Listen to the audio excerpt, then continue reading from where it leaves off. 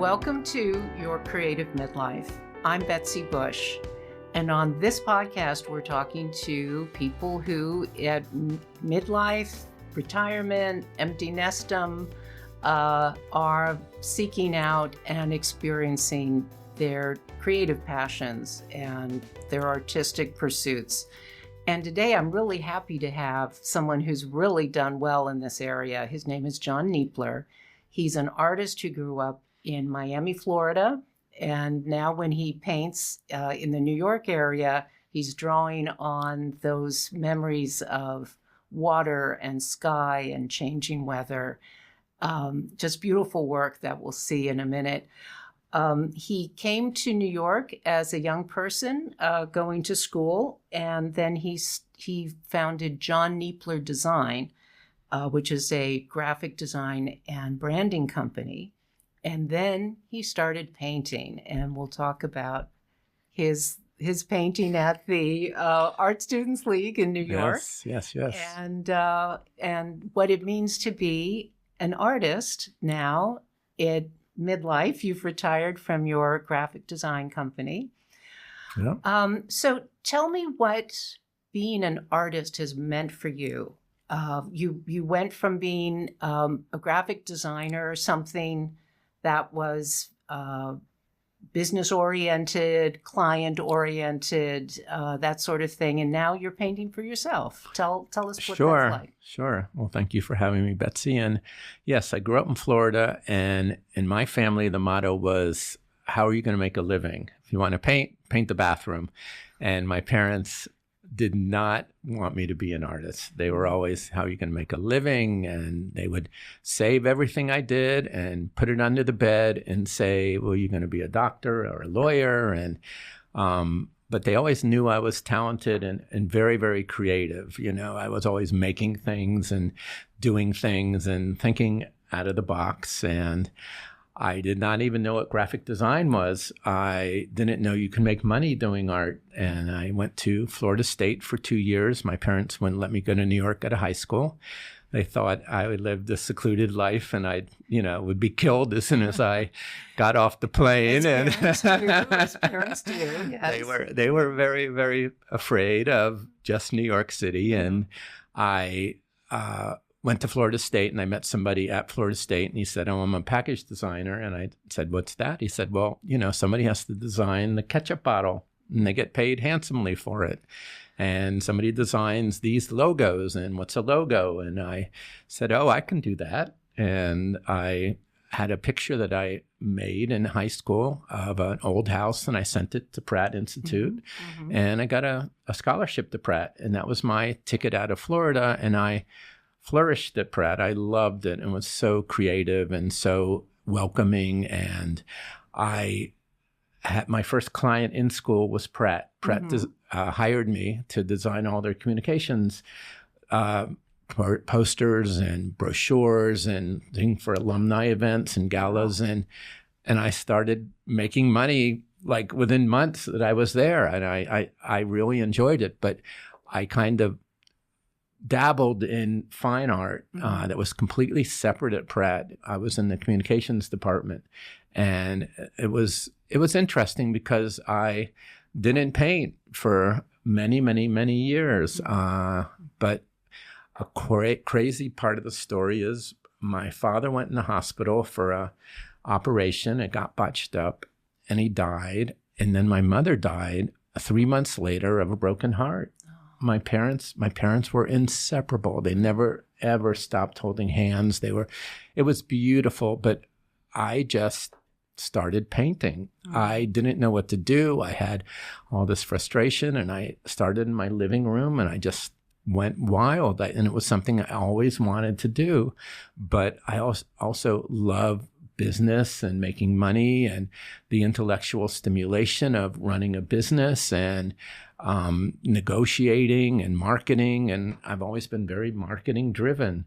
So I found a place called the Art Students League, which I didn't even know. Somebody in my building where I live on Union Square said, oh, go paint at the Art Students League. You can get a locker and you can take a class for the month, or you sign up and it's only like, $200 and you can go at your leisure, and morning, noon, night, weekends, they have thousands of people that go there. Wow. To do their passions, in jewelry and painting and watercolors.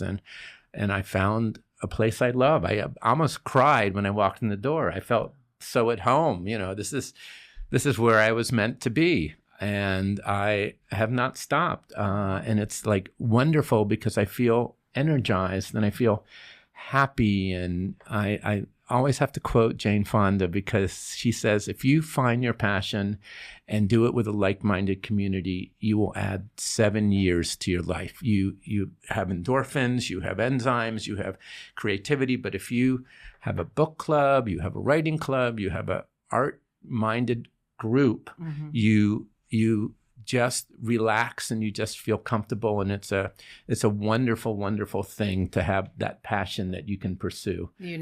I'm so glad you said that, because one of the issues with getting older is isolation, and the community you found it in through your art. I've just had a nice recording with Sarah Safian, who runs writing workshops, and you can really find community in that, and sharing each other's work and reading and listening to each other. These things are so important. They're so important. Absolutely. I want to, we're going to look at some of your pictures, okay. And I want to just take some time. Sure. And at the moment we're looking at this picture of this old house that you drew when you were 17. Right. I drew this in high school. We were driving around one day in some kind of different community in Florida, and we found this old house, and you didn't have, cell phones then to take pictures, and you had to go have your film developed. And I had a teeny little picture of this old house in a field, and I just said, I'll draw it. And I sent this to Pratt with some other things, and I got kind of a scholarship on this, and I had sent it to the Society of Illustrators also once I got to New York, and they put it in their first exhibition. But some of the other things that were important in my painting was we had a boat, and I would sit at the back of the boat, and we would go back to the harbor, and I would see these approaching storms and the clouds in the sky. And I just love blue and changing weather, where you have kind of tumult and then there's calm, and it's kind of a flow of a lot of energy and passion. I have a particular very strong brush stroke, and it's developed into my style, which is in my unconscious. It's almost like a writer that has a forte of something that they're passionate about, and they can kind of use as a wordsmith or some type of jewelry making or whatever your passion is. But it's always been in me, and it just flows. I go to a canvas, it just starts. It all just happens. Yeah. Oh, yeah. That's great. I mean, I look at this house that you drew at 17, and it looks like it could have been in a storybook. Right. Or one of those black and white illustrations. Such talent there at 17. Thank you. It's really nice. Thank you. And I do also have to say that we, as a graphic design firm, we did a lot of branding. We did a lot of logos. We designed, Citarella's branding and packaging, and Champion Parking and Brookfield. And we had wonderful, wonderful clients. It was very, very high end. MoMA, we did a lot of work with MoMA. Yep. And it was always good taste and good style. And both my parents had good taste and good style. My father would say, you want to buy a tool, you buy the best one. And if it's nicely designed and, you invest in a good tool, you'll have it for a lifetime. And my mom also was an interior designer before she met my dad. So I know my talent comes from my parents and my family. And I had a picture that I found in a chest after they passed away. And my father made an illustration of Noah's Ark with these animals going into the ark. And I see where my penmanship comes from. It's absolutely like this old house. It's really amazing. And they would never showed it to me, never talked about it, never. And it was just crazy. It is crazy. Really crazy. I mean, it's interesting that art can be encouraged in children, but sometimes it kind of goes up to a point. It's like, oh, okay, that's great that you're good at that, but we want you to go to law school, right? We want you to go into business. There's a functionality to it, but then it kind of closes down. And I know you've said your parents are really concerned about how are you going to make a living, right? Yep. And that's not misplaced, because artists are not, there are a few that are very well, compensated, but not everybody. There is, a truth to the starving artist stereotype.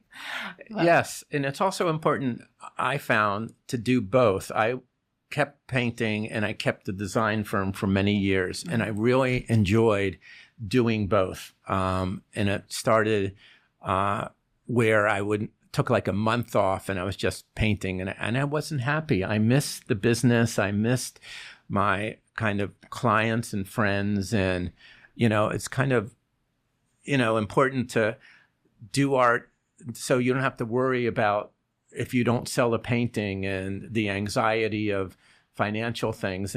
But the company also gave me the security that I didn't need to worry about money. I didn't need, and art supplies are extremely expensive now. Yeah. And, I give so much credit to these true artists that are, true to their field, but also you have to stick your neck out and make it work. And I think that the most successful ones that I know have found a, combo of the two. And it's just important because you can really become depressed if you're in your apartment painting all the time and you don't interact with other people. Yeah. I think that it gave me also the means to do it. Sure. And, and later in life, I'm so glad I have this passion. I do have a husband who was very successful as a cardiac anesthesiologist, and he retired, and he is looking for his passion. And I feel so bad that he has not found it yet, because he was always in the operating room and it was, 24 hours a day. Yeah. And it's just hard to, find out what it is that, will make you happy. Because he, I can't say he's jealous, but he just also wants to have that energy and excitement that I have personally when I'm painting. Well, you're not the first person to mention this problem that some retirees have. And I can imagine a medical career. Oh, yeah. From the time you were, in college or graduate school, you were, one track mind, right? Yeah. Oh, yeah. Many 10 years before you. That's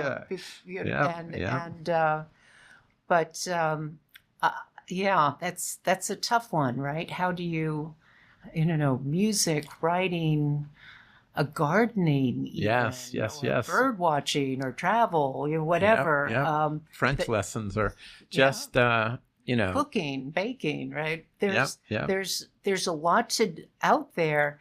And what's interesting to me is these days, we are living in an age of what they're calling the new longevity, right? Where we can expect to be given another, if you're 65, you can reasonably expect to live another 30 years, which might be almost as long as you had a career. So what does that 30 years look like? And, start something now so that when you're in your 90s, you can look back and say, oh, I'm glad I didn't waste those last 30 years, right?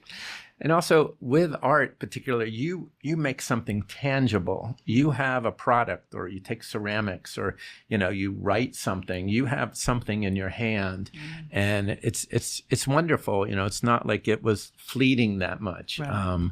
But then also you have the problems of storage and where do you put everything, You and put all it's Yeah. but it's Yeah. it's part of the process. But Yeah. I just really also my parents saved everything. Oh. Like they would under the beds and in the closets. I just found everything I made as a kid, Wow. which was amazing Yeah. because it's like they somehow knew or something, and it's wonderful to go back and see these things. It's it's kind of full circle. Very good friends with Dr. Ruth, who was like the most amazing person. She said, she loves the turtle because the turtle has to stick his neck out, and he can't like go back into his shell all the time. If he doesn't stick his neck out, he'll always go forward, and you have to go forward. You can't stay still. And I just find that wonderful as a kind of analogy. Like you have to make an effort. You have to get up and get out and do these things. And sometimes you need a little push, but. So let's talk about this. This is one of your examples of a branding and package design. So this is for the Museum of Modern Art. This is some branding for some wrapping paper, some holiday cards. We had one of the first spinning cards with them for many years. And this just shows kind of a group of things. They have a whole retail division that we did a number of products for. And some of the other products you have here, we did the first Jewish spinning card. It was a Hanukkah card that had a little dreidel in the middle that we had to kind of work with them about a holiday card for Hanukkah because it wasn't a big market. They don't, it's only seasonal, but it became a big seller. Yeah. And oh, that's very creative. So your professional life was really very parallel or adjacent to your artistic life. So you weren't forced to give up your artistic talents completely. I mean, some people are, right? Some people are sure. Go do finance or law or something, and then find that they have an itch they have to scratch and they have to get out the paint or whatever. But you managed to combine art and art and design and business as well, and that's and nice. Also the COVID really kind of hit us because we specialized also in events, large scale events of galas for fundraisers, and we would do the branding and the invitation, and everyone had every year this big party with a theme, Night of 100 Stars, and honoring these individuals. And during COVID there were no events. It closed overnight. All our events were canceled. Yeah. I didn't really want to do Zoom events. I just don't love the computer as, kind of as design element. Sure. And that was an opportunity for me to, after 40 years, close the business and pursue painting. So it was almost like, a door opens as another one closes. And it was, whoa, what am I going to do? And it turned out to be a really good thing for me personally. And wonderful employees and wonderful clients, but it was just the right time. So what's going on now is I got on the board also of the Art Students League and trying to help them grow as an institution. And, it's still mixing a little business with pleasure and also a place to paint and, lots of friends and colleagues and that's great. Let's have some more slides to look at. Yeah. So this is me painting at the League, and you can store your paintings in the rafters above, and it's great. Just me with an expression, a great happiness of this changing weather in front of you. You see the sky and the water, and a large brushstroke, very, very energetic and kind of passionate. And this is one side of my work, and the other side are kind of more fine art etchings where like Albrecht or kind of Picasso-esque. I do kind of these like very minimal, thin line, Matisse, Picasso-esque drawings too. So I kind of do both those styles. I think we have one of those. I love how happy you looked in that picture. Oh, yeah. You were definitely having fun, and how big that format was, and getting in there with your brush, almost like painting a bathroom. Yes, yeah, oh yeah. Size-wise at least. Yeah. Okay, and then this is intriguing. Tell me about this. So this is a Freddie from the Arts League. He's a model. He's this Greek guy, and it just kind of shows my unique pen stroke and kind of little dabs and doodles. And I've done a number of these that are very, very simple, and they kind of just happen. It just comes out of my hand. They have very strong hands. I've always had very kind of creative, strong hands, and I always felt like my hands are my life. And that's why, like as a package designer, we had to make things. I had to make comps, and I had to cut and paste and, just use my hands a lot, and I enjoy that. I wonder if there isn't science that talks about the importance of linking hand to brain, that your brain needs to direct your hands, and there needs to be that linkage. I think not just the linkage, but the thinking as you're doing. I play a lot of tennis, and tennis is really, really good for you because you not only have to, think of the brush and the tennis racket and the stroke, but you think of the strategy and where you're going to place the ball. And, it's kind of like with art, where are you going to place the brush with the color?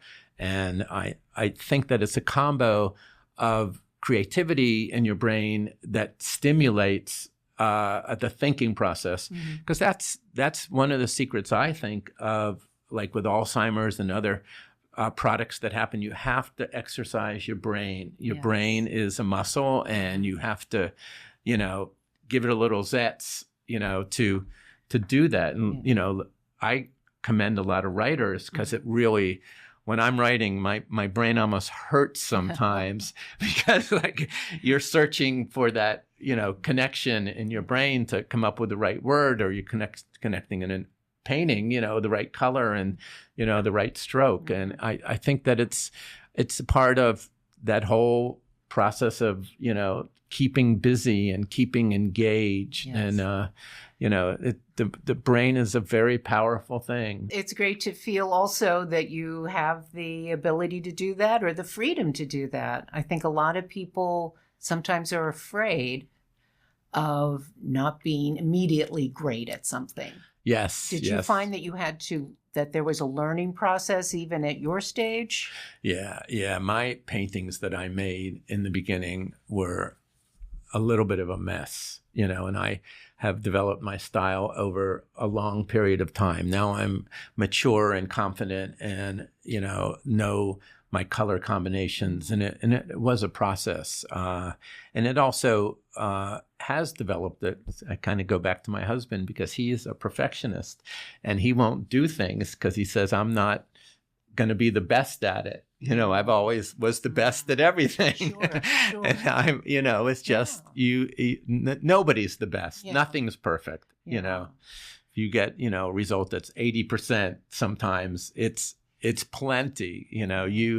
You're doing fine. Yeah. It's also the iteration. You need to keep, it's a process. You keep getting better. One of my previous episodes was with a woman, Elena Rahona, who helped found the New York Late Starters Orchestra. Oh, wow. And this is for people who have decided at some point, I want to learn to play the violin, or I started violin when I was 7 and hated it and put it down, and now I wish I could play the violin. And it's people making music together imperfectly. Yep. But the joy is in making the music and the community that that springs up again. Right. The theme of community. And I like that at the League. I really encourage artists to, I like to help anybody in a creative field, become successful, because they don't teach you how to be a business person with your art, or set up an Instagram page or find a gallery or, help promote your work. And luckily I do have some of that marketing background, which comes naturally to me, but it's just important for other people, to have shows like a group show with your friends and, go to a fair on the weekend and sell your ceramics and, do these things. You can monetize it also, it's just thinking out of the box, Yeah. No. And for folks who've never seen the Art Students League, it's on West 57th Street. Yes, it's 150 years old. We just had our anniversary. It's a gorgeous building. Gorgeous building. Oh my God. Yeah. I actually designed the logo for the anniversary for them. And it was donated by one of the Vanderbilt Whitneys. And it's just a massive complex for artists. It's just, and there's many, places in New York like that. But as you were talking about before, you might find in your community, a JCC or your church or, another, book club or something that, is you didn't think was available to you, or, they have, many things that you should look into to find, that you might have a natural talent you never knew about until you. Community colleges might have community, non-matriculated student resources. I don't know, here in Westchester, our community college does, they have a playwriting group and a filmmaking group and photography and all sorts of ways to sort of work your way in, dip a toe in, see what you think. Right. Stick your neck out. Stick your neck out. Stick out your neck. Or even baking bread and baking all these, things that take a cooking class. It's so important. And I love, let's look at some more of your slides. Okay, tell me about this. So this is a school of fish. This is a watercolor. And I did a group of different fish groups. I love the colors. And I sold 50 of these on Instagram. Nice. Yeah, this one just seems to kind of work. And I also like the concept of this is like a group, and it's swimming. It's moving forward. So this is called, just the school of fish. Next slide is the, what do we have here? This is for a house in the Hamptons. This is changing weather. This is see the sky and the sea and the energy and kind of the motion. How large is that canvas? So this is like in feet, like it's be like 3 feet by 2 feet. Some of the other ones I've made are really, really large.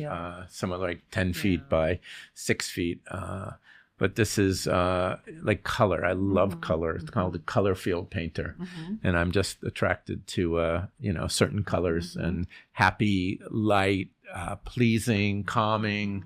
I just like refreshing and somebody to feel good. Right. That is more my thing. It's not dark and, it's beautiful. Thank you. What does success look like to you?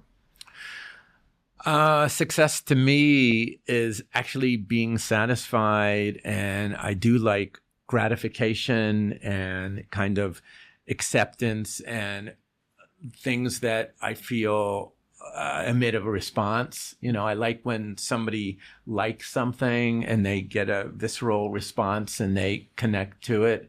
And success for me also is the process. John Kneapler, I have really enjoyed this conversation. Thank you for having me. I appreciate it. Sharing, your journey as an artist and the lessons you've taken from life, right? And we all grow up in families and, being able to draw really satisfying lessons and conclusions and being able to follow your passion is very important, and boy, very fortunate to be. Sure. Thank you. Thanks for doing this. I think it's great. This is your passion. This is my passion. My passion is helping people, encouraging people to it's a big world out there, and we as humans need to connect our brains to our hands. And honestly, the more I hear about AI, the more I have to say, people, we need to be creative.